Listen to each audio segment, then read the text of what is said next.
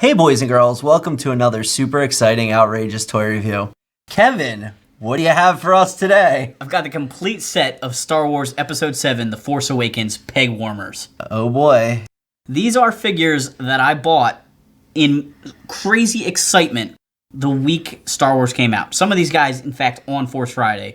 And then once I got them home and the initial toy buying rush died off, I was like, who are these people and why do I want them?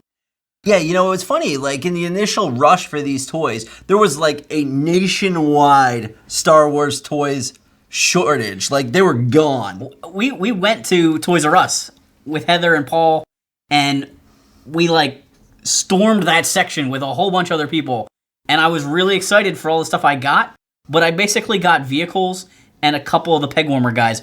All the main characters, like Finn and Rey, were gone by the time we got there. I think we found a stormtrooper, in the wrong part of the store that somebody had, dropped. Yeah, we found one stormtrooper, and it was, in a sad part of the store, and...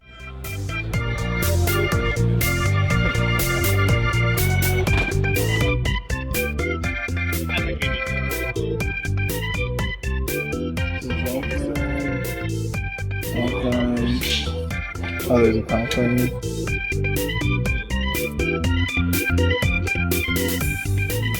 Look, it's the sad picture of empty peg.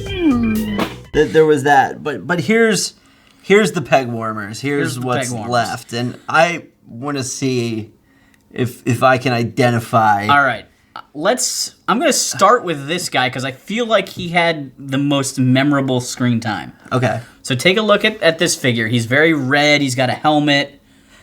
Okay, so this guy's a Crimson Guard Viper. Yeah. Basically, let's see. It says his name's Guavian, and I'm sorry, this one I think I actually do know. Okay. This is when they end up on Han Solo's new, bigger ship. Okay. And all the rival gangs are coming to get them. This guy is the leader of one of the rival gangs. He's like the henchman of the Guavian Death Squad.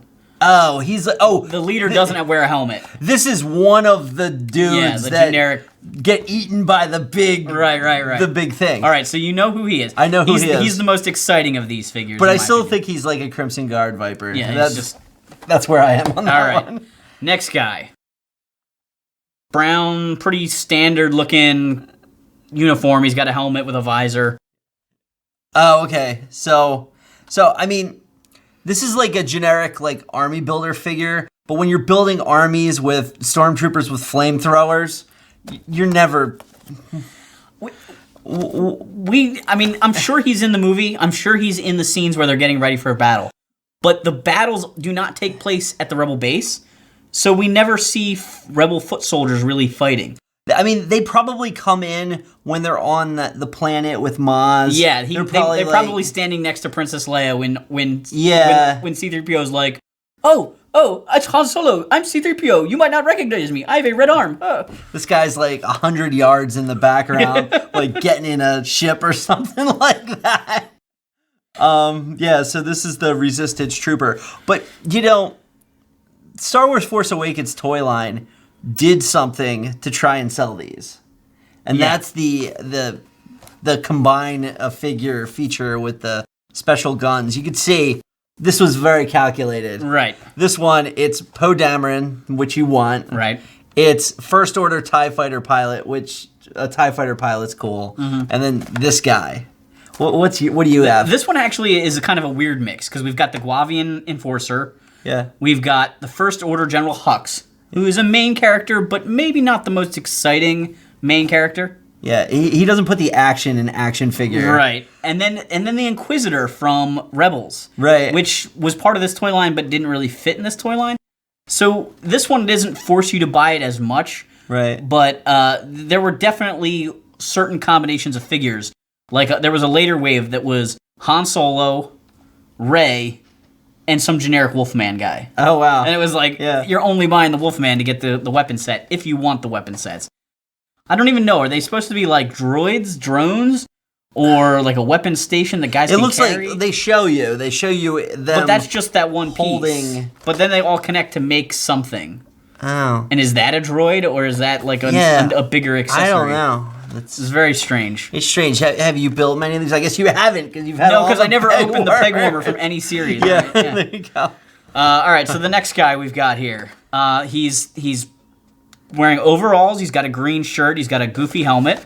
Let's see if you know who this guy is at all. Is this the guy who puts the fuel in Poe Dameron's ship? He pumps you the gas. pretty much got it. He's This is like a field mechanic at the Rebel base. I didn't spot him until I saw the movie for the second or third time. He's a rebel gas pump attendant.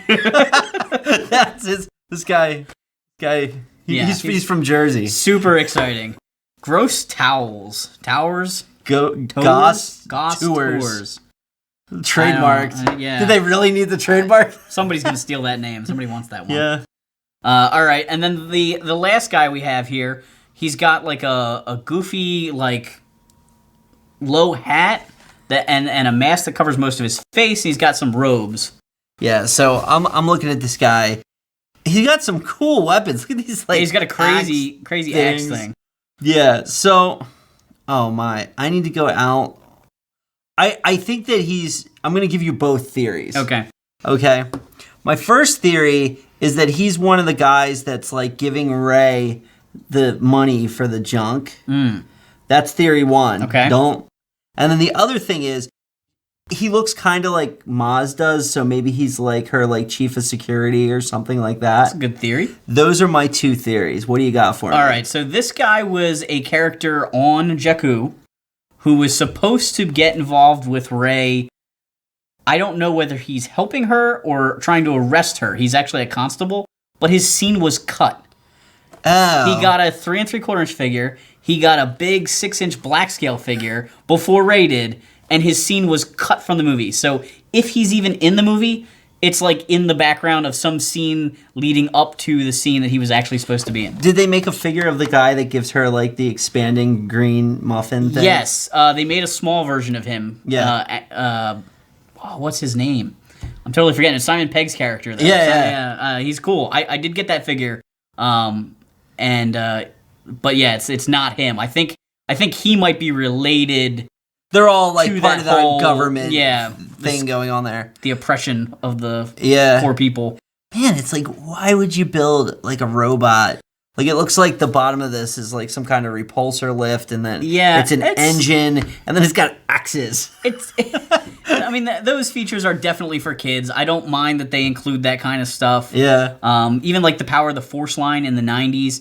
Everybody came with the correct weapons and then some huge blaster because kids like accessories. So I get that. I don't really mind it. Yeah, they're fun. These are, I think, better than the armor figures. I don't know if you saw those, but there was also the same kind of figures, but in box packaging, and they came with armor that fit over them. I don't think for the value, the armor piece was better than these goofy weapons. Yeah, and what do these run? These guys are $9. So but these the are armored $9. guys are $12. So for $3 more, you get armor that you probably don't want. Yeah.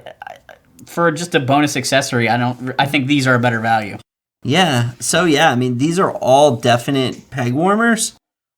I think that I probably for play value, I'm probably going with those two. Yeah, I think these two are the ones that I would have wanted the most as a kid. Yeah. Because you could use them as army builders. Although the guy that I played Star Wars action figures with the most, he and I used to make up a lot of crazy stories for the side characters. Right. So we might have been really into this guy. We could have had him, I don't know, owning his own Starfleet or selling used parts to the rebels. I don't know. We would have made up some story for him, I think. Right. Because he is at least an interesting looking alien. Yeah, he's not bad. I mean, none of these figures are bad. They're just none of them are boring. They just weren't super important to the story. Exactly. And I just don't think any of them are as appealing as those early Kenner aliens from the Cantina. Right. These guys are just somehow a little bit more bland. But maybe we're just desensitized to the crazy alien figures that were so original in the 70s.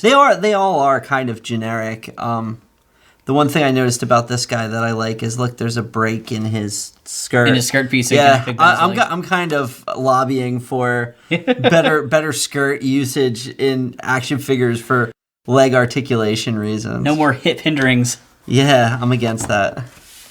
Well, thanks for watching this super exciting, outrageous toy review. We still didn't manage to open any of my peg warmers. Yeah, so make sure to like, subscribe, and tell us your favorite peg warmer figure. Definitely tell us from any line, not just Star Wars. Let us know a peg warmer that you learned to love.